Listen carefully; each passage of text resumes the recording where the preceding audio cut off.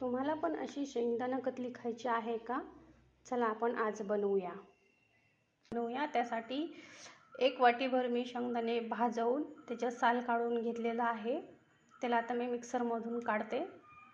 आता मी ज्या वाटीने शेंगदाणे घेतले होते त्याच वाटीने साखर पण मोजून घेते, म्हणजे प्रमाण समजते.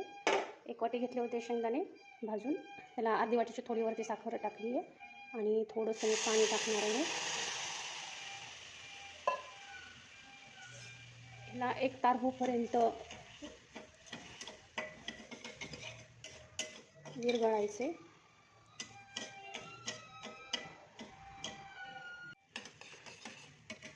ह्याला 1 तारीचा पाक होईपर्यंत आपण असं थोडं हलवत राहायचं आणि पाहायचं 1 तारी पाक झालाय का कसा.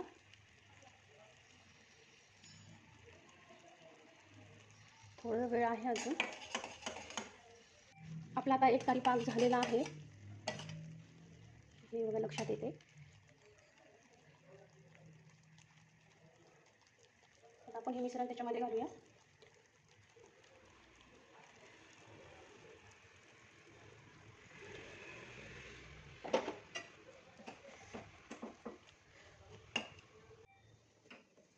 ह्याला 2 मिनिट छान परतून देऊ, असं थोडं घट्ट होऊस तर, आणि सारखं असं हलवत राहायचं म्हणजे खाली डागणार वगैरे नाही.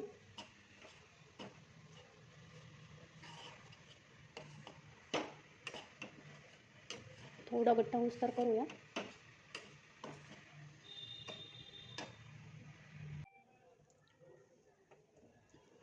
आता तयार झालेली आहे. चांगला घट्टपणा पण आलेला आहे. आता आपण ह्याला उतरून घेऊया. ह्याला 10 मिनिट आपण ठेवू.